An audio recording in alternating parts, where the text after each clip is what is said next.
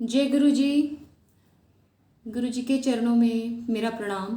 गुरु जी की सभी संगत को मेरा नमस्कार। आप सभी को जय गुरु जी। आशा करती हूँ आप सभी लोग स्वस्थ होंगे, खुश होंगे। जैसा कि मैंने कल लाइव में बोला था कि आज जो ये सत्संग होने जा रहा है, ये समाधि दिवस के ऊपर मैं कुछ संगत के जो पुरानी संगत हैं गुरु जी से जो मिल चुके हैं, तब की संगत जो गुरु जी को चोले में देख चुके हैं, उनके एक्सपीरियंसेस, उनके सत्संग कि उस दिन उन सबको कैसा लगा, क्या उन लोगों के दिल पर बीती। संगत जी, आज तो हमें पता ही है कि गुरु जी कहीं नहीं गए हैं हमें छोड़कर। वो हमारे साथ हैं हर पल, हमें वो देखते हैं। उनकी जो नज़र है वो अपनी संगत के ऊपर बिल्कुल है, पूरी तरह से है। और मैंने आपसे एक लाइव में ये शेयर किया था कि कैसे गुरुजी आज भी हमें आशीर्वाद दे रहे हैं, अपनी कृपा हम पर बरसा रहे हैं।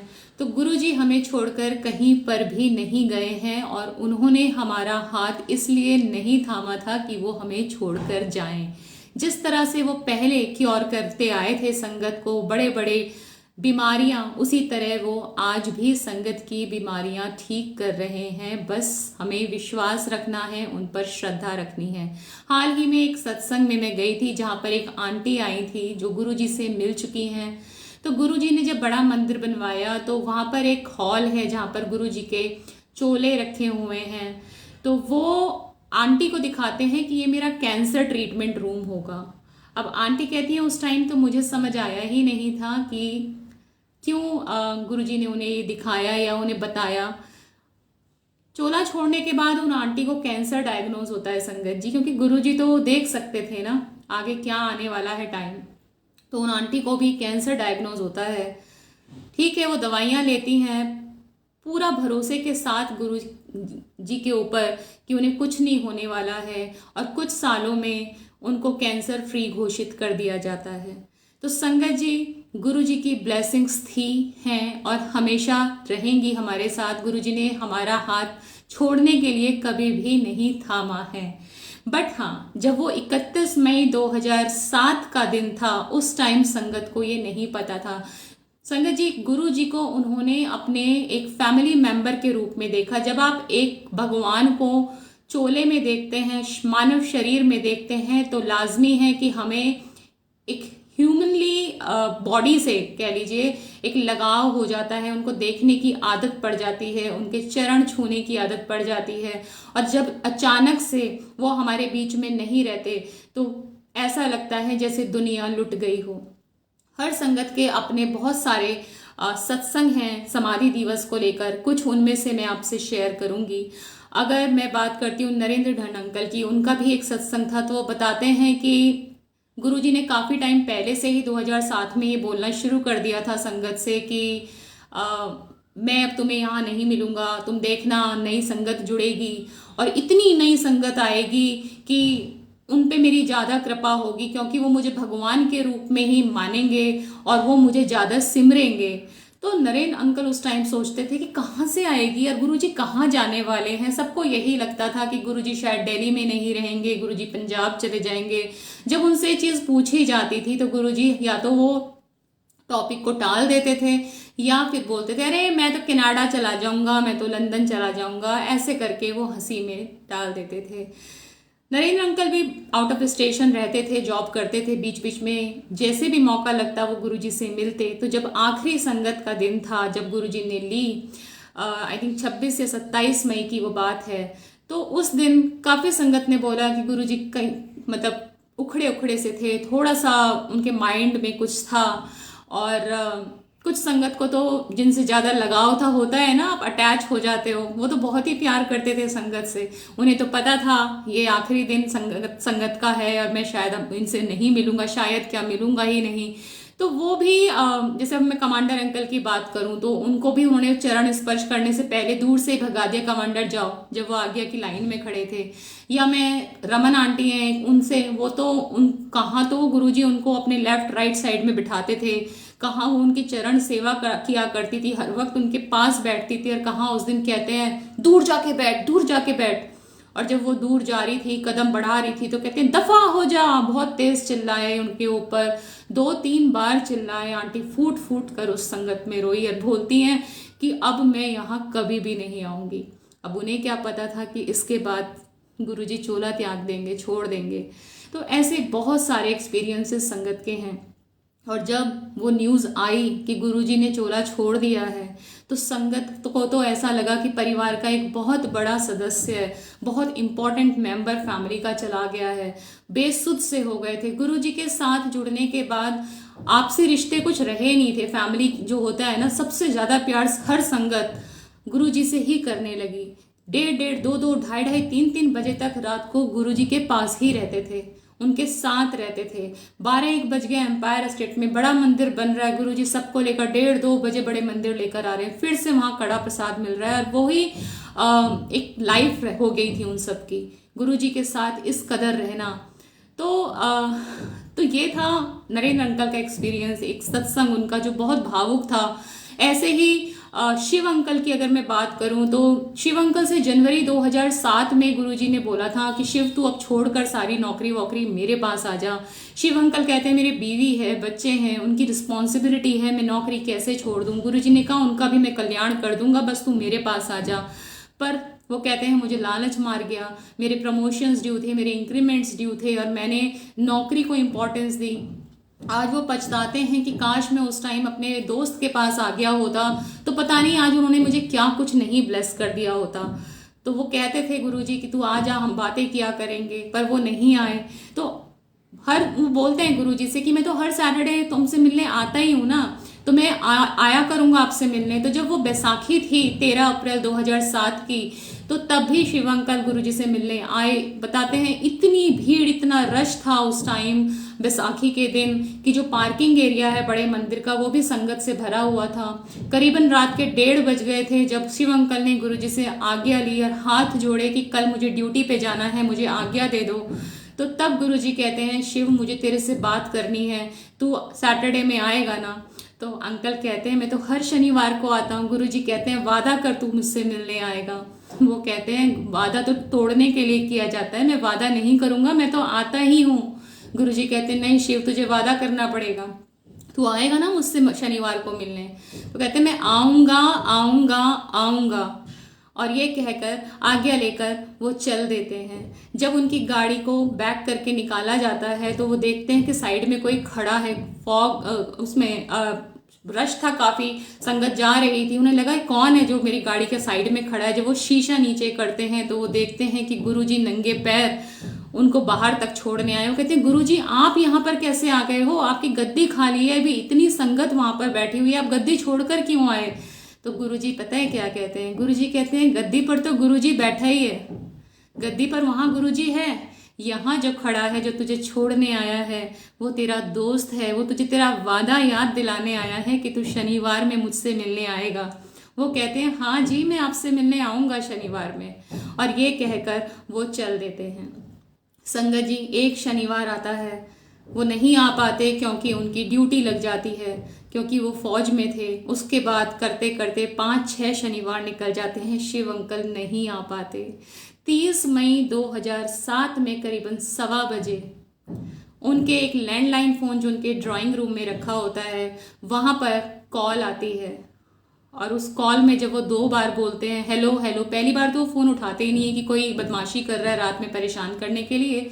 जब वो दूसरी बार उठाने जाते हैं तो 2 बार बोलते हैं हेलो हेलो, और वहाँ से कहते हैं शिव तू मुझसे मिलने आया नहीं, तूने वादा तोड़ दिया, मैं तो तुझे बस ब्लेस करने के लिए बुलाने वाला था, तुझे इतनी खुशियाँ देता, इतना ब्लेस करता, चल तू नहीं आया, मैं तुझे ब्लेस करता हूँ। शिव अंकल कहते हैं मैं कल पहली बस से ही आपसे मिलने आ रहा हूँ, गुरुजी मुझे माफ़ कर दो, मेरी ड्यूटी लग गई थी। कहते हैं नहीं अब आने की कोई ज़रूरत नहीं है, अब मैं तुझसे नहीं मिल पाऊंगा, ना मैं तुझसे बात कर पाऊंगा, ये हमारी आखिरी मुलाकात है। वो सोचते हैं मेरा दोस्त, मेरे गुरुजी मुझसे नाराज़ हो गए, कि आप नाराज़ क्यों हो रहे हो, मैं कल सुबह पहली बस से आपसे मिलने आऊँगा। वो कहते हैं नहीं नहीं बस मुझे तुझे ब्लेस करना था, और एक बात हमेशा याद रखना कि तुझे संगत बहुत प्यार करेगी। वो कहते हैं मुझे कौन जानता है, मैं तो आपके सिवा किसी को भी नहीं जानता, किसी को पता भी नहीं है मैं आपका दोस्त हूँ, मुझे कौन संगत जाने। कहते बस तू ये बात याद रखना, तुझे संगत बहुत प्यार करेगी। और वो दिन है और आज का दिन है, शिव अंकल को गुरु जी की सारी संगत बहुत प्यार करती है। जब 30 मई को जब वो फ़ोन पर बात कर रहे थे 1:15 और जब बात ख़त्म हो जाती है, वो खड़े होकर वहीं सोचते रहते हैं कि ये क्या कह गया, ये मुझसे क्यों नाराज़ हो गया मेरा दोस्त, और मैं कल सुबह की बस से उससे मिलने जाऊंगा। अंदर से आंटी की आवाज़ आती है, बोलते हैं फ़ोन पर किससे बात कर रहे हो। वो कहते हैं अरे मेरा दोस्त नाराज़ हो गया, मैं उससे मिलने नहीं जा पाया, मैंने वादा तोड़ दिया। वो कहते हैं फ़ोन पे बात कर कैसे रहे हो, फ़ोन तो पिछले 1.5 महीने से ख़राब पड़ा हुआ है, इस पे तो डायल टोन भी नहीं आ रही है। और जब वो देखते हैं तो फ़ोन के सारे तार डिस्कनेक्टेड थे, पोर्ट से सारे तार निकले हुए थे और वाकई में ही उस फ़ोन पर डायल टोन तक नहीं थी संगत जी। जब वो दोबारा उसे उठाते हैं, हेलो हेलो करते हैं, उस पर डायल टोन नहीं थी। वो सोच में पड़ जाते हैं कि इस फ़ोन पर गुरुजी ने उनसे बात कैसे कर ली। अब शिव अंकल ने तो गुरुजी का महादेव का रूप देखा था, तो उनके लिए तो कुछ भी असंभव नहीं था। तो वो मन ही मन सोचते हैं दोस्त तू तो महाशिव है, गुरुजी मेरे महादेव हैं, तो तुम्हारे लिए तो कुछ भी असंभव नहीं है, मैं कल सुबह की बस से ही जाऊंगा। ये कह कह के उनकी आंखें लग गई। सुबह के अर्ली मॉर्निंग 5 बजे थे जब उनके पास उनके किसी जान पहचान मित्र का फ़ोन आता है और बोलते हैं कि गुरुजी इज़ नो मोर, गुरुजी ने चोला छोड़ दिया है। तो संगत जी 31 मई चोला छोड़ने से पहले गुरुजी ने अपने दोस्त से बात करी और इस जरिए बात करी, उस फ़ोन पर बात करी जो फ़ोन पिछले 1.5 महीने से काम ही नहीं कर रहा था।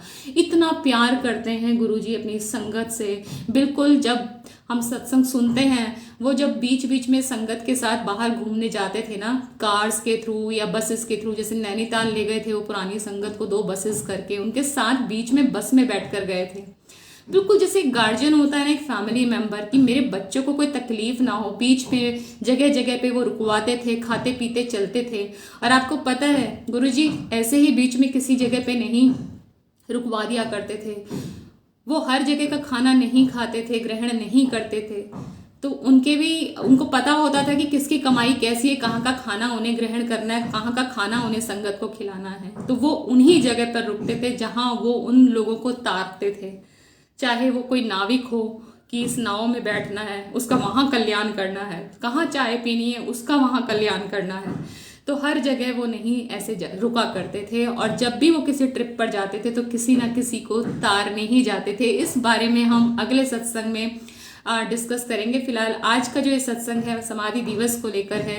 तो ये था शिव अंकल का सत्संग, जो उन्होंने बताया कि कैसे गुरुजी ने उन्हें जाने चोला छोड़ने से पहले ब्लेस किया। उसके बाद के संगत ये इतने सत्संग हैं कि गुरुजी ने किस किस तरह से संगत को बताया कि मैं कहीं नहीं गया।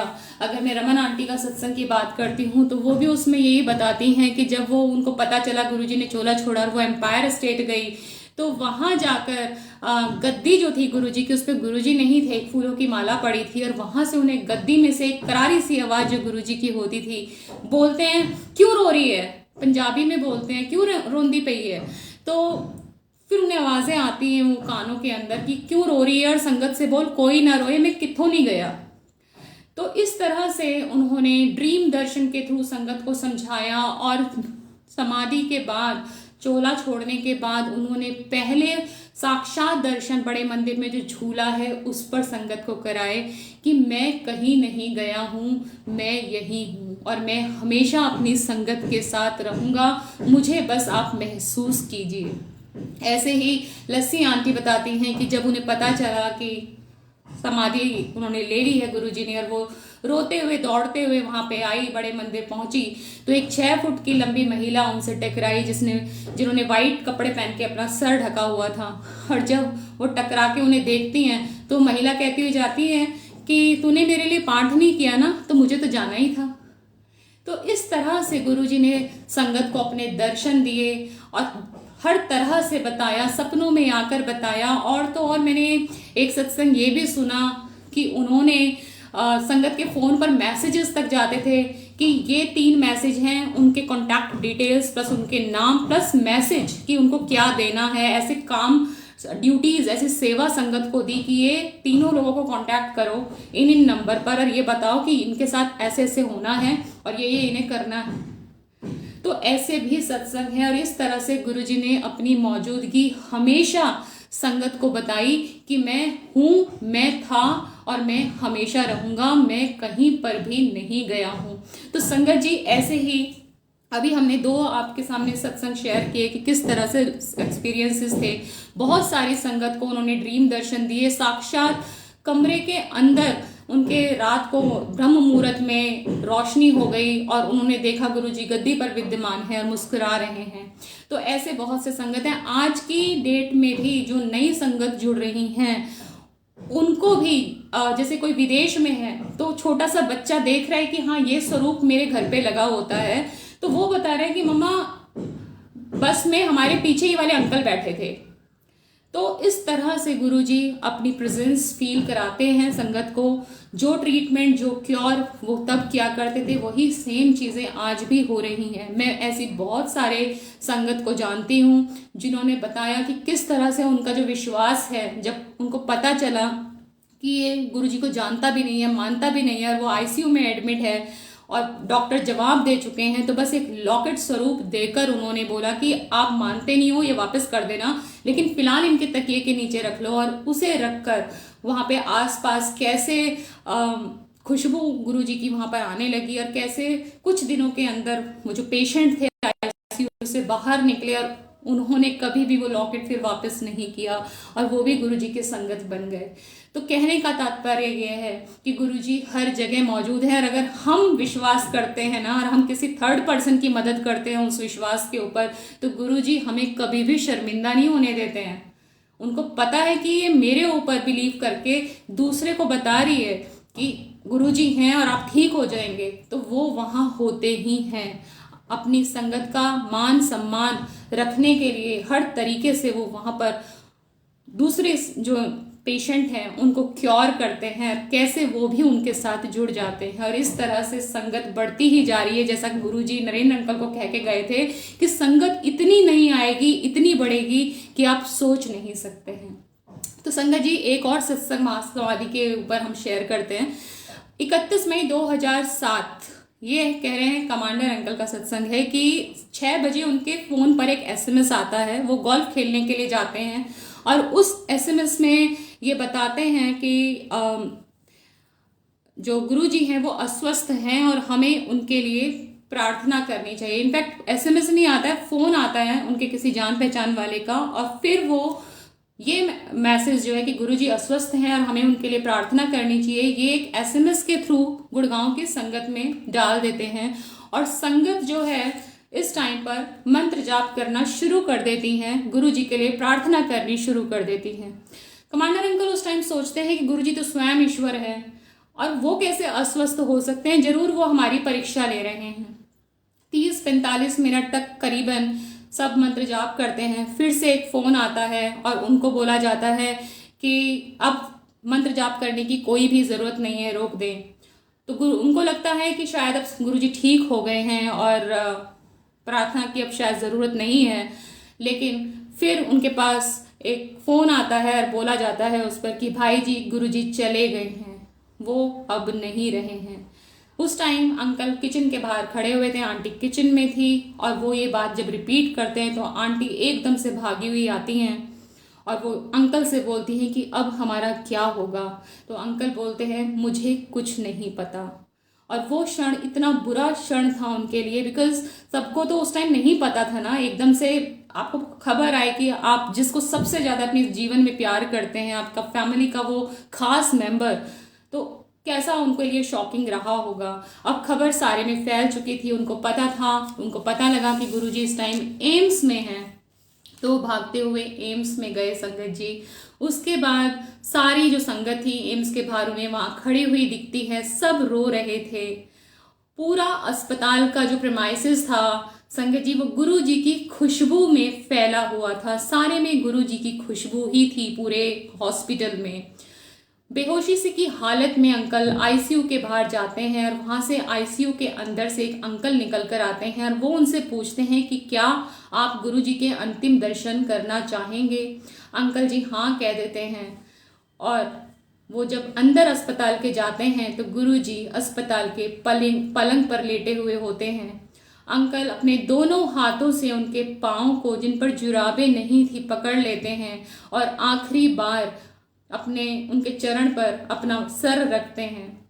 संगत जी, अंकल की बड़ी इच्छा थी कि कभी तो गुरुजी उनको चरण सेवा दें, वो भी तब जब उनके चरणों में जुराबें ना हों। और देखिए, जाते जाते गुरुजी ने अंकल की ये मनोकामना भी पूरी कर दी।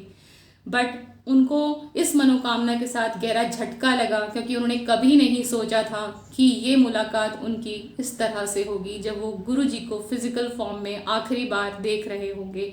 पर फिर भी उनको यही लगता था कि ये शायद गुरुजी की कोई लीला है। वो अभी के अभी उठेंगे और बोलेंगे कि मैं कहीं नहीं गया, मैं अपनी संगत को छोड़कर जा ही कैसे सकता हूँ। तो संगत जी, जब 26 मई को आखिरी सत्संग गुरुजी ने किया था, संगत की थी 2007 में, तो तब भी अंकल आज्ञा लेने के लिए लाइन में खड़े थे और गुरुजी ने उन्हें चरण स्पर्श करने की अनुमति नहीं दी और पहले से ही बोल दिया, कमांडर तुम घर जाओ। तो उनके मन में कहीं ना कहीं था कि मैं आखिरी टाइम पर उनके पैर भी, उनके चरण भी नहीं छू सका।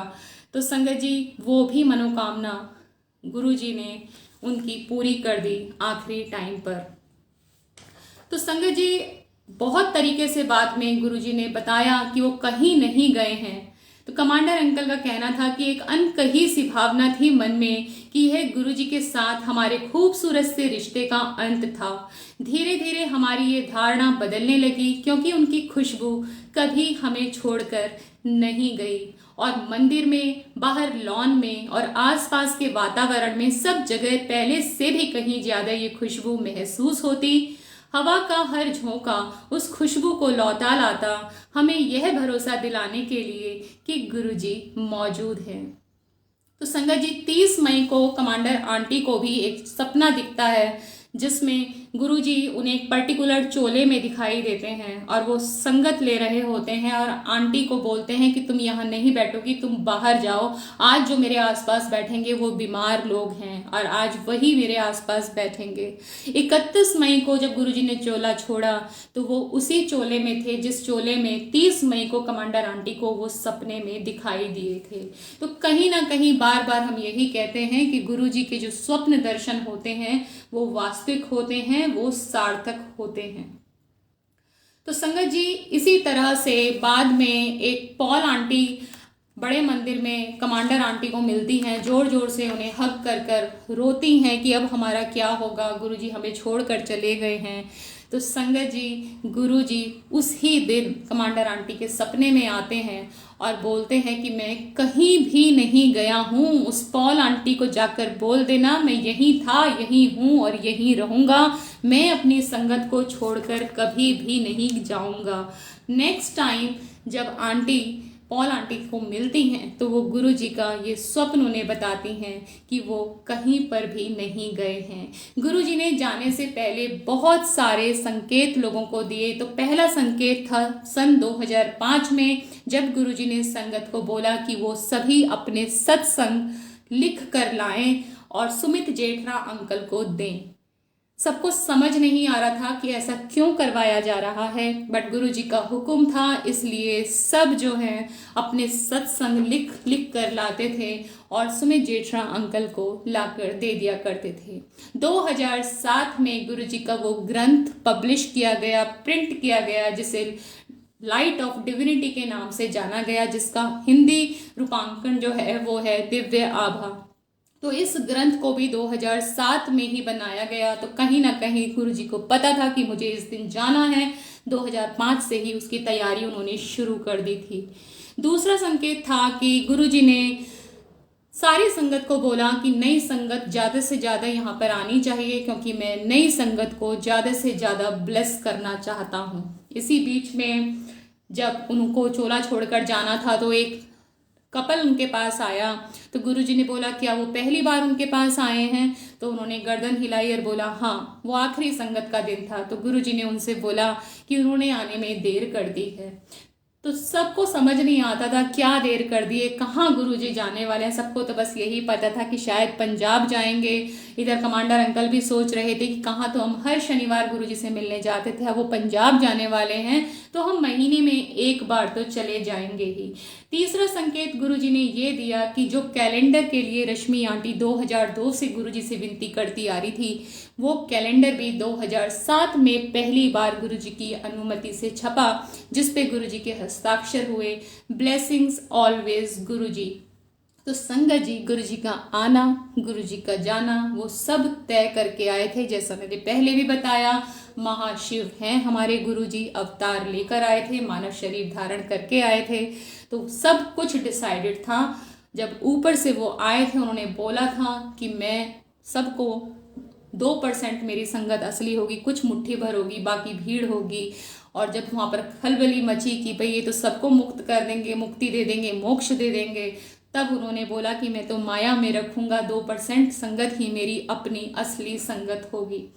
तो संगत जी इस तरह से गुरुजी ने पहले ही काफी इंडिकेशंस दे दिए थे और आज सबको यकीन है कि वो कहीं नहीं गए हैं। जैसे कि मैंने एक और लाइव लिया था जिसमें बताया था कि किस तरह से गुरुजी ने चोला छोड़ने के बाद भी संगत को ये यकीन दिलाया, मेरे जैसे संगत को भी ये यकीन दिलाया। और आई एम श्योर अगर आप रोटी बना रहे हैं उस पर ओम आ जाता है, ओम दर्शन होते हैं, आपको स्वप्न दर्शन हो रहे हैं गुरुजी के, आप जो जल प्रसाद रखते हैं उस पर ओम बन जाता है, इस तरह की बहुत सारी इंडिकेशंस हैं। आप बड़े मंदिर में बैठते हैं, किसी न किसी रूप में कोई आता है और आपको कुछ कड़ा प्रसाद दे जाता है या पॉकेट स्वरूप दे जाता है और उसके बाद वो आपको नहीं दिखता है, तो ये क्या चीजें हैं।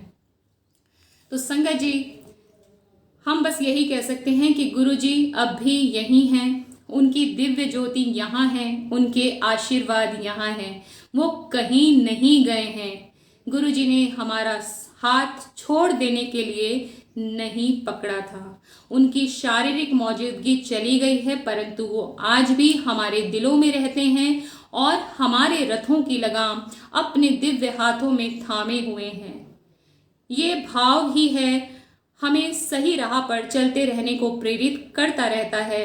वास्तव में यह एक बहुत बड़ा आशीर्वाद है और बस यही है जो महत्वपूर्ण है।